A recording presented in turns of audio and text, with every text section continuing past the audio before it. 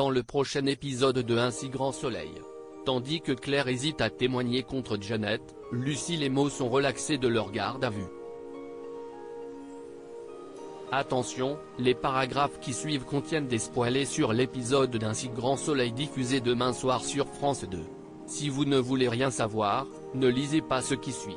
Mercredi 9 février dans Un si grand soleil. Claire hésite à dénoncer Janet au petit déjeuner, alors que Florent s'enthousiasme à l'idée de visiter de nouvelles maisons. Claire est maussade. Devant son insistance, elle finit par lui avouer avoir découvert une prescription étrange de pénicilline signée par Janet dans le dossier de Karine Bouvet, leur patiente décédée d'un choc anaphylactique. Claire ne comprend pas pourquoi sa chef a pu faire une prescription d'antibiotiques alors qu'elle ignorait les antécédents d'allergie de Karine, étant donné qu'il s'agissait de sa première opération. Florent l'incitait à ne pas garder tout ça pour elle et d'en parler directement à Janet. Suivant ses conseils, Claire se rend dans le bureau du docteur Lewis, et lui avoue avoir vu l'ordonnance dans son dossier ouvert sur son bureau.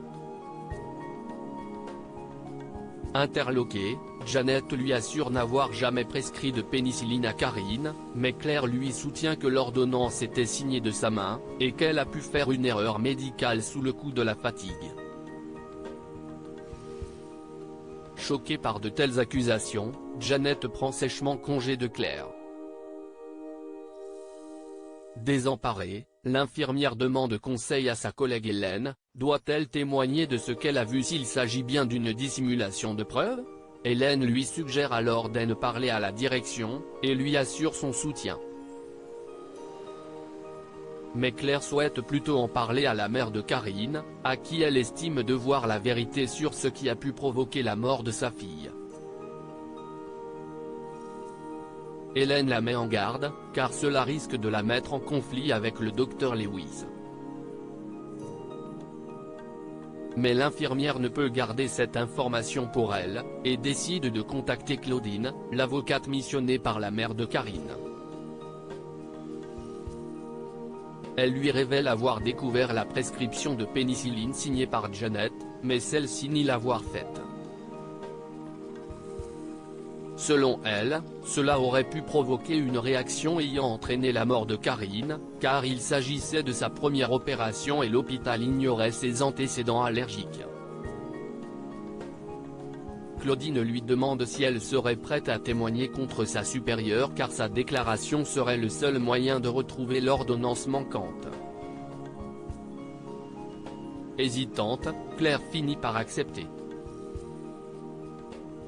Devant la gravité de l'accusation pour faute médicale portée par la mère de Karine Bouvet, le procureur Bernier saisit la juge d'instruction, Cécile Alphand.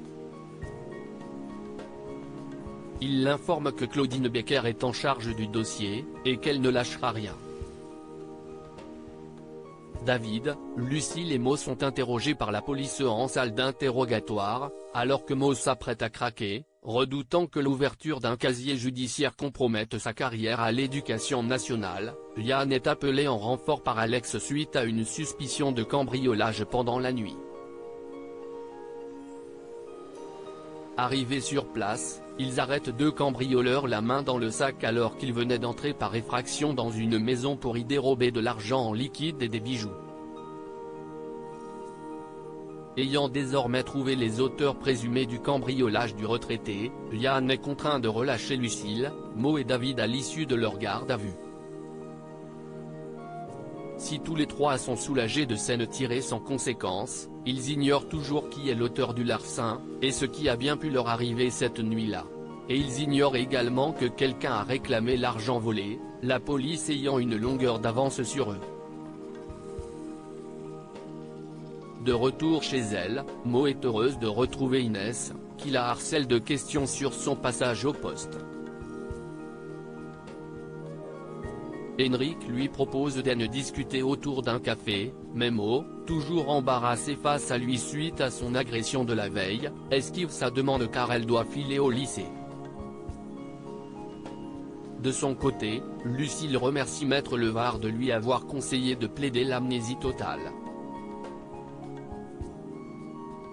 De retour chez elle, elle croise Hakim venu prendre de ses nouvelles, car ses collègues l'ont empêché de communiquer avec elle pendant sa garde à vue et d'avoir des informations sur ce dont on l'accusait.